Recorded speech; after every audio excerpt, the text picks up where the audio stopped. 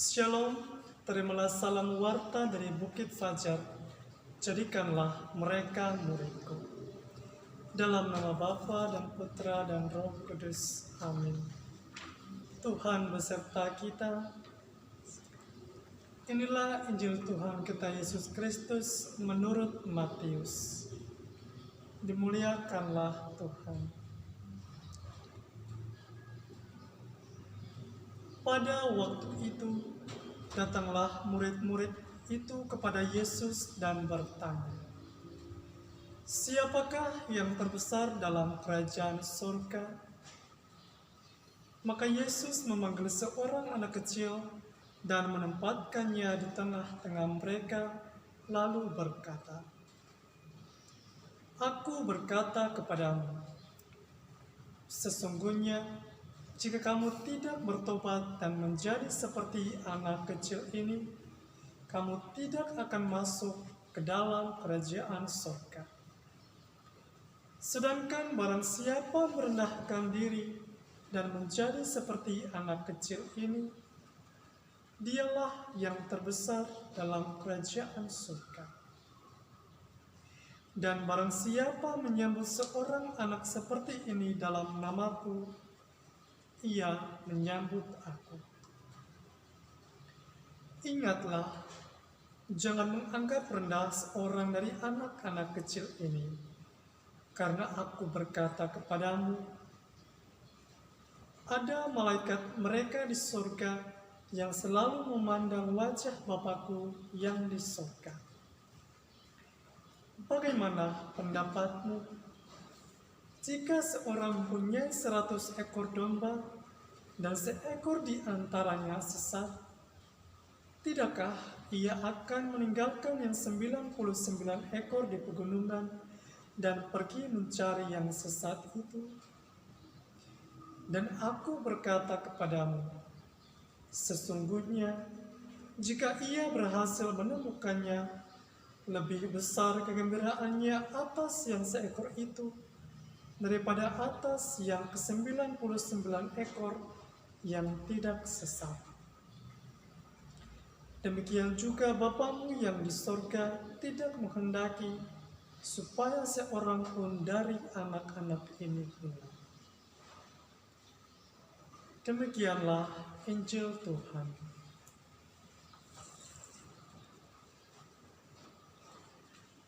Barang siapa merendahkan diri dan menjadi seperti anak kecil ini, dialah yang terbesar dalam kerajaan surga. Ibu bapa, saudara-saudari yang terkasih, bacaan yang baru saja kita dengarkan mengisahkan tentang dua hal. Pertama, ialah tentang siapa yang terbesar dalam kerajaan surga. Dan kedua, perumpamaan tentang domba yang hilang. Pada waktu itu, para murid bertanya kepada Yesus, siapakah yang terbesar dalam kerajaan surga? Yesus lalu menjawab mereka, tetapi Yesus tidak langsung memberikan jawaban. Malah dipanggilnya seorang anak kecil dan ditempatkan di tengah-tengah mereka. Lalu Yesus berkata, "Jika kamu tidak bertobat dan menjadi seperti anak kecil, kamu tidak akan masuk ke dalam kerajaan surga." Lagi katanya, "Barang siapa merendahkan diri dan menjadi seperti anak kecil ini, dialah yang terbesar dalam kerajaan surga." Ibu bapa, saudari-saudara yang terkasih, apa maksud dari perkataan Yesus ini? Yang Yesus maksud ialah bahwa supaya kita bisa masuk ke dalam kerajaan surga dan menjadi yang terbesar di dalamnya. Satu hal yang mesti kita buat ialah rendah hati. Orang yang tidak rendah hati sudah pasti tidak akan masuk ke dalam kerajaan surga. Menjadi orang yang rendah hati adalah sikap yang amat menyenangkan hati Tuhan. Artinya, orang yang rendah hati tidak mudah mengeluh. Orang yang rendah hati tidak sombong. Orang yang rendah hati adalah orang yang suka menghargai orang lain. Orang yang rendah hati adalah orang yang tidak suka bertengkar. Yesus menggunakan anak kecil sebagai contoh untuk memperlihatkan kepada kita bahwa kuasa dan kekuatan tidaklah berlaku dalam kerajaan surga. Yang dikehendaki Allah hanyalah ketaatan dan kerendahan hati. Hanya orang-orang yang rendah hatilah yang mempunyai kerajaan surga. Dengan demikian, Allah akan bersukacita bersama mereka yang rendah hati dalam kerajaannya, seperti seorang yang bersukacita karena mendapatkan dombanya yang hilang. Bukanlah soal satu domba yang hilang, tetapi soal mendapatkannya kembali. Itulah yang memberikan sukacita yang amat mendalam. Ada banyak orang hebat dan pandai di dunia ini, tetapi sedikitlah orang-orang yang rendah hati.